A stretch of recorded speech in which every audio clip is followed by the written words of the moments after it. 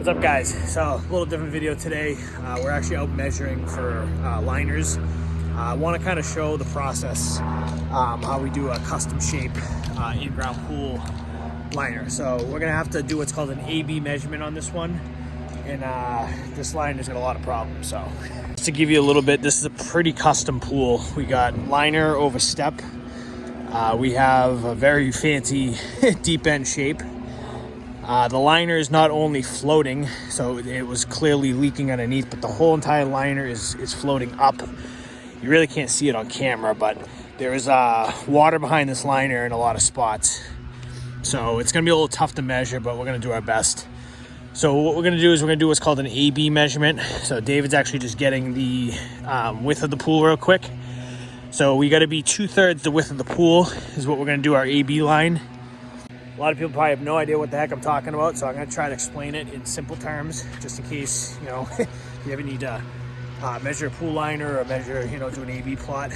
Basically what we're going to do is it's basically triangulation. I'll show you the app that we use and everything. It will draw out the pool as we're measuring, and by the time we're done, you'll be able to see on the app, you know, the plot plan of the pool and how everything looks.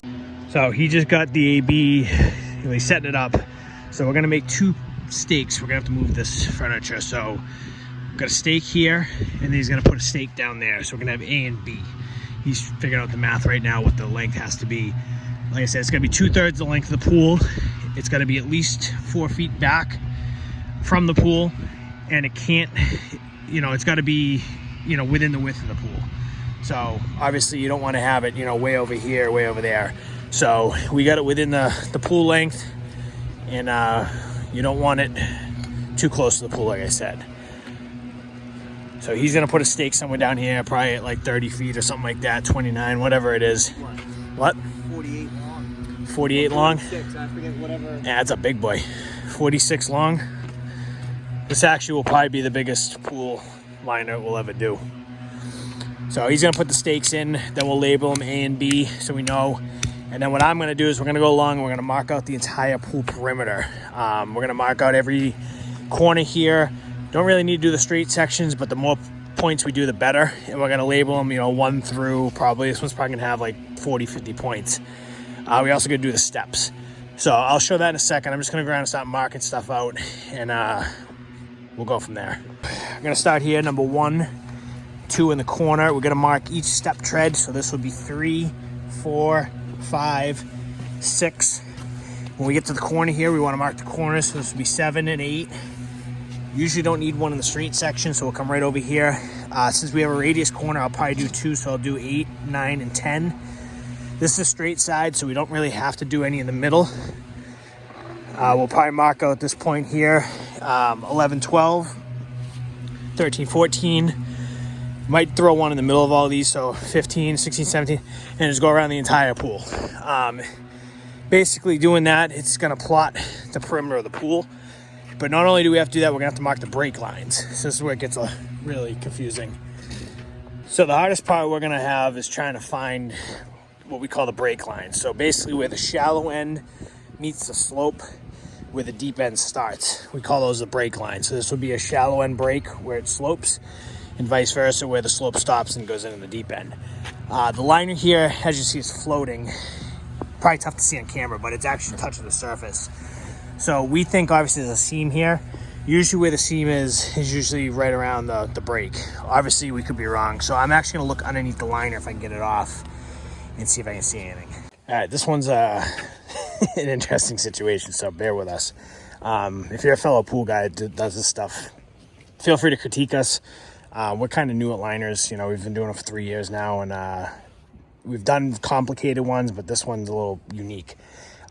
So basically what we're trying to do here is trying to determine where all the slopes are and everything, the back slopes, because if you can see it on video, I can't tell on the screen, nothing's tight to the pool. There's water underneath this liner.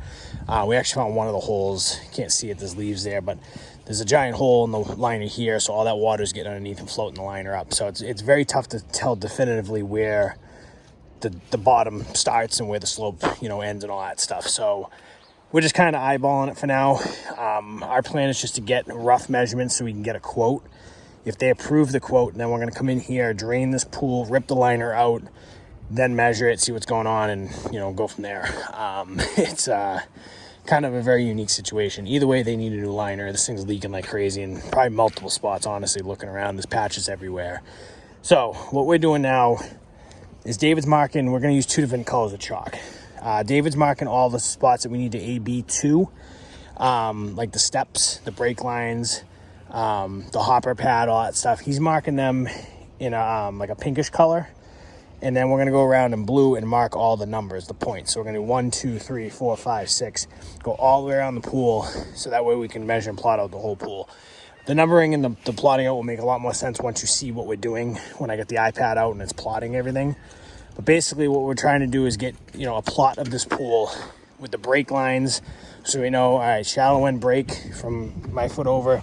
That's the shallow end where it's level. The slope starts here.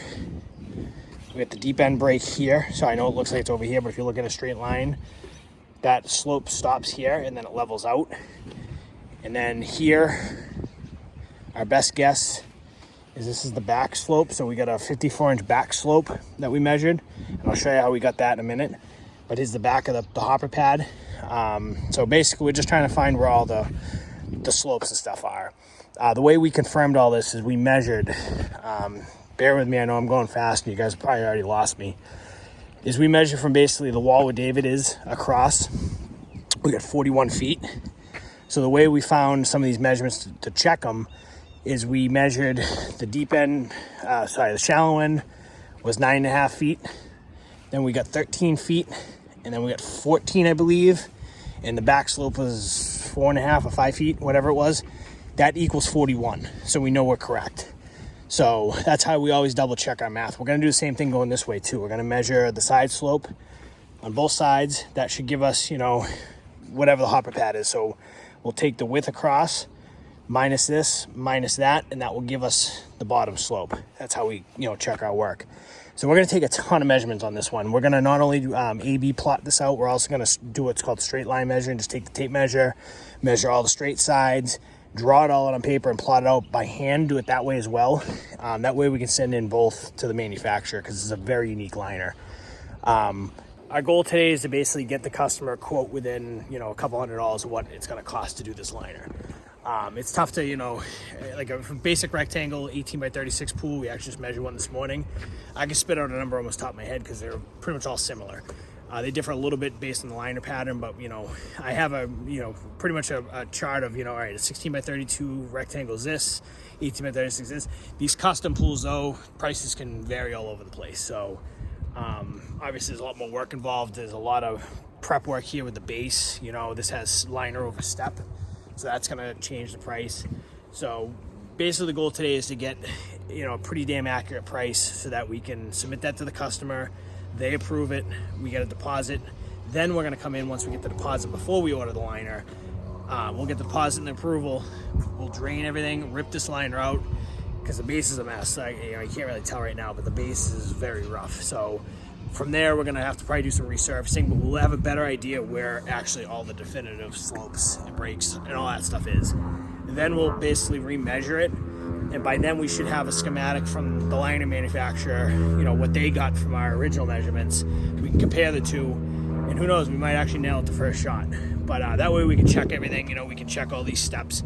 We'll have all the perfect measurements, get that submitted, get the liner made, and then we'll get it in. So this one's definitely going to be a pretty unique pool, and it's actually going to be kind of cool to show you guys, you know, the whole process. So right now we're doing the estimating and the measuring process. And then we'll get into the install process in another video later on down the season. So we've done some custom liners before, obviously. This one's a very unique size. It's different. I don't think I've ever seen one this shape. Very different. But as you see too, the liners, there's no pattern left. It's faded, it's wrinkled. The base is a mess, so we're gonna have to do some work down to prep it for the liner. So real quick, this is what I was talking about. Everything's being marked out, so all the corners, you know, that way when we're measuring, you know, and I'll show you the measuring process in a minute. We got the A and the B points, so we're gonna take tape measure from A and we're gonna go to every point. It takes a while, you know, it's about an hour or so process. So we're gonna measure, you know, A to 1, A to 2, all the way down, A to 15, 19, 20, 30, all the way around the pool. Put those all in the app. Then we do the same thing from B to 1, B to 2, all the way around each point. What it's going to do, it's going to mark out, basically triangulate all the points, and it's going to draw out the shape. So then from there is we're also marking the brake lines. So we'll be able to see, on the app, we can mark the brake lines. So we'll be able to see, all right, here's all the brakes. We can confirm with cross measurements, and I'll explain all this once the plot's made. That's basically how we back up our work and check it. So it's just a lot of paying attention to what you're doing. Honestly, just kind of logical thinking. I failed math when I was in high school, believe it or not. So it's just a lot of common sense, and just checking your work. So everything's marked out. What do we got, like 40 points?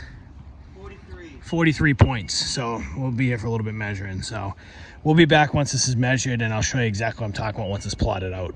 About an hour later, but we got everything measured. I'll show you what we actually did. 2 sets of measurements. So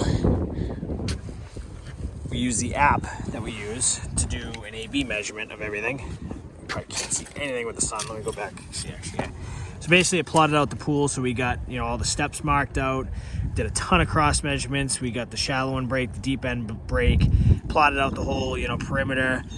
There's a ton of measurements in here. A ton of cross measurements that we did. I'm not going to go through all of it, but basically, plotted out everything. We got the depths entered.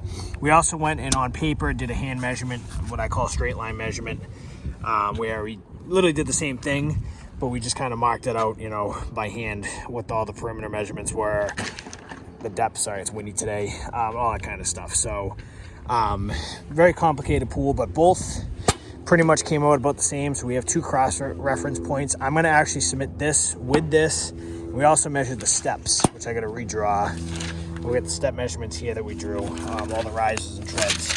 So got to basically redraw this professionally and send that in, but that's the best we're going to get. We found multiple holes. There was a hole in the step here. There was a hole in the shallow end. There's a big hole in the deep end.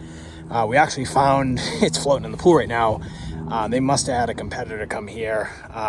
Funny, because it's actually my ex-employer. They must have came and gave them a quote and measured. So I'm actually wondering when they measured if they pushed down too hard on the liner and blew a hole in it. Not blaming them, but we closed this pool, and this pool is full when we closed it. So there's a pretty big size hole right in here where the leaves are. So not blaming them at all, but obviously this has a hole in it where it's floating, and that wasn't like that when we closed it. So but we got all of our measurements. I'm going to take pictures now of the perimeter so you can kind of see where all the numbers are, just because this is obviously chalk, it's going to wash off. But this should be enough to send in, get a quote, and then from there, hopefully, sounds like they're going to probably move forward, but we'll know for sure. And if they do move forward, we'll be back here hopefully sooner than later to drain this, cut the liner out, and just to reconfirm all the measurements. Once the liner manufacturer drafts up everything, they're going to send me a copy, which I'll probably wait to publish this video until I get that. And I'll show you exactly what I'm talking about, what they come up with versus what we got. So I cannot stress enough, if you're doing, liners, one simple mistake is going to cost you a lot of money. I know that because I made a mistake last year. Very, very simple mistake. Literally, I'll actually show you real quick on the iPad. We measured it. Everything was actually perfectly fine. I clicked one wrong button before I sent it in. I'll show you real quick. Button right here, pool outline matches orientation. I forgot to click that last year, and it mirrored the pool. So they made the liner backwards. So that was a $4,000 mistake I made last year. So on these big ones, obviously, take your time. If you're new to this, don't jump in and do a liner like this. This is very advanced. Do something basic like a rectangle. In business, you're gonna make mistakes, and we kind of assumed we're getting into bigger stuff. You're gonna make a mistake. You're probably gonna have to eat a project. You're gonna lose some money, and we did last year. So that's why we take our time. If it takes us 2 hours. And by the way, we're charging for what we're doing right now. I charge a $200 measuring fee for us to come out and do all this because it takes time. We've been out here for about an hour between all the driving out here, the emails back and forth. I gotta submit this in. We're probably 2 to 3 hours of paperwork involved in just the quote process. So I do charge for an estimate. The way it works is, they'll get a $200 charge just for us coming out and doing all the work. If they buy the liner, that $200 comes off. We don't charge them. If they don't decide to go with us and they go with someone else, we're gonna make $200 to cover our time and our labor and all that stuff, so we don't lose out completely. I can't tell how many times I've gone out to give an estimate and completely wasted my time, and you lose out. Time's money. So, but anyways, we're gonna get this cover back on. I got a few more pictures to take and document. And once I get these measurements back, hopefully in a couple of days, I'll show you guys exactly what we're talking about.